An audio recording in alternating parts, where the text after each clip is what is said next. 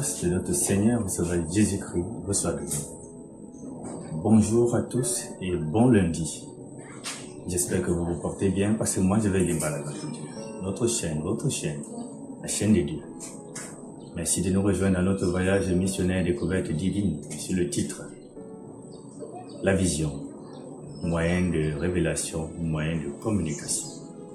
Selon Platon, la vision est un phénomène complexe qui implique deux niveaux, le niveau physique où les objets, les images sont vus, et le niveau philosophique où le monde sensible est une copie imparfaite des réalités parfaites.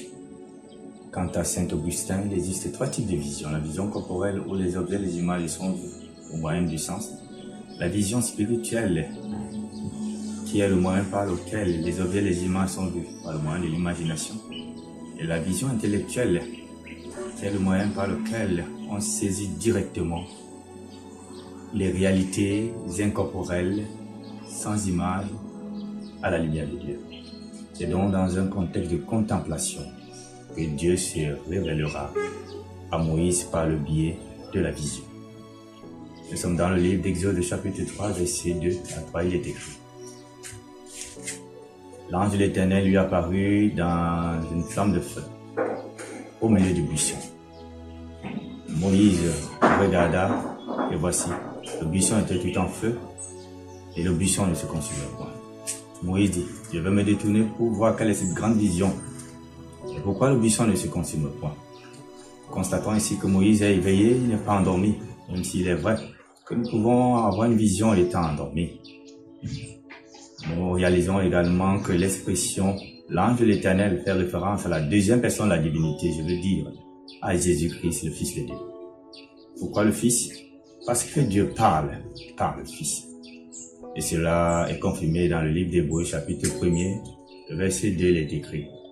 Dieu, en ces derniers temps, nous a parlé par le Fils qu'il a établi héritier de toutes choses, par lequel il a aussi créé le monde. Jésus est celui-là qui a créé le monde, il est celui-là qui se révèle de plusieurs manières et il est celui-là qui mérite l'adoration. Veux-tu recevoir des visions venant de l'Éternel? Sois connecté avec lui par l'étude de la parole, par la prière et par les louanges qui montent ou qui devraient monter devant son trône de grâce et de gloire.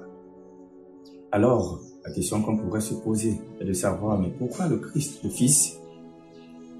Le livre de Jean, son chapitre 8, verset 36, nous dit ceci. Si donc le Fils vous affranchit, vous serez réellement libre. Alors l'affranchissement, la libération, la délivrance ne viennent que par le Fils et le Fils seul, en qui le Père a mis toutes choses, car il a dit tout pouvoir m'a été donné dans le ciel et sur la terre. Alors ma prière est que Dieu, comme Dieu a utilisé Moïse dans le livre d'Exode pour libérer le peuple d'Israël de la servitude, que le Fils te libère dans le nom tout-puissant du Seigneur Jésus. Que tu puisses accepter le Fils en ce moment et être libéré de la vie d'esclavage, de malédiction dans laquelle tu es plongé. Ma prière est que l'Éternel te vienne au secours et que tu acceptes le Fils qui a franchi et qui rend libre. Sois béni au nom de Jésus. Merci de nous avoir suivis. À bientôt par la grâce de Dieu. À mercredi, mais surtout sous un nouveau titre. La parole faite chair.